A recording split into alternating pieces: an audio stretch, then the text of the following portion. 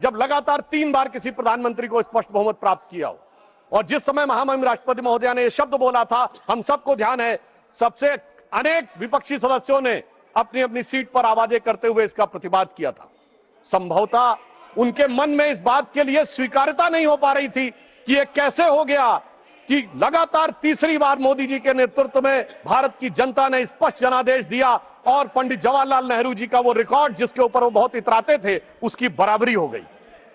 मगर हमारे बहुत से विपक्षी सदस्य कहते हैं कि साहब नेहरू जी की बराबरी तो मोदी जी से नहीं हो सकती। तो सभापति महोदय, मैं आपके माध्यम से कहना चाहता हूं कि तीसरी बार मोदी जी चुन के आए हैं और ये मैं भी मानता हूं कि नेहरू जी और मोदी जी में बराबरी नहीं हो सकती, इसलिए तीसरी बार आने पे मैं सिर्फ 3 बिंदु दूंगा जिस पर हम मानते हैं कि नेहरू जी और मोदी जी की बराबरी नहीं हो सकती। नंबर 1, जब मोदी जी इस देश के प्रधानमंत्री के कैंडिडेट चुने जाने थे, सभापति महोदय, मुझे आज तक याद है 13 सितंबर 2013 शाम 6 बजे भाजपा की पार्लियामेंट्री बोर्ड की बैठक होनी थी और मोदी जी स्वयं उसके मेंबर थे, मगर उन्होंने कहा मैं उस बैठक में नहीं आऊंगा जिसमें मेरे बारे में विचार हो रहा हो।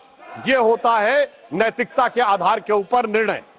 और उस समय राजनाथ सिंह जी पार्टी के अध्यक्ष थे, तो मुझे यह दायित्व दिया गया था कि मैं मोदी जी को रिसीव करके अध्यक्ष के कमरे में बैठा लूं और जब बैठक समाप्त हो जाए तो हम एक साथ जाएंगे प्रेस कॉन्फ्रेंस में घोषित करने के लिए।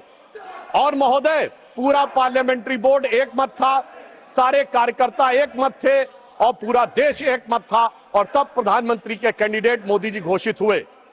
उधर पंडित जवाहरलाल नेहरू जब कैबिनेट मिशन प्लान के तहत 26 अप्रैल 1946 को कांग्रेस का नया अध्यक्ष चुना जाना था और उसके लिए कांग्रेस वर्किंग कमेटी की बैठक होनी थी और 20 अप्रैल को मौलाना आजाद को गांधी जी ने लेटर लिखा कि आप अपना नामांकन वापस ले लीजिए और मैं चाहता हूं कि नेहरू जी प्रधानमंत्री बने। परंतु इसके बावजूद उस बैठक के अंदर क्या हुआ, इसका रिकॉर्ड आचार्य कृपलानी ने अपनी किताब Gandhi his life and thought, Maulana Azad ने अपनी किताब India wins freedom, Rajmohan Gandhi ने अपनी किताब सरदार पटेल और उस समय के सबसे प्रख्यात पत्रकार दुर्गादास ने अपनी किताब India from Curzon to Nehru and thereafter में लिखा है कि 1 वोट मिला पट्टाभी रमैया को और शायद 1 या 2 वोट मिले आचार्य कृपलानी को, शेष सारे वोट मिले सरदार पटेल को और 0 वोट मिले जवाहरलाल नेहरू जी को।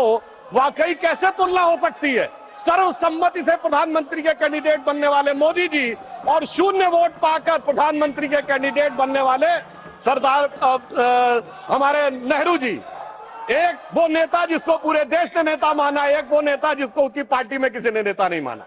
इसलिए वाकई तुलना नहीं हो सकती। बल्कि मैं तो कहना चाहूंगा, आज खड़गे जी अध्यक्ष बनना था तो सोनिया गांधी जी की इच्छा थी तो सारे डेलीगेट्स ने खड़गे जी को वोट कर दिया और शशि थरूर जी ने नामांकन वापस कर लिया। उस समय गांधी जी की इच्छा के बावजूद किसी ने नेहरू जी को वोट नहीं किया। तो मैं कह सकता हूं आज खड़गे जी की स्थिति उस समय के नेहरू जी से बेहतर है।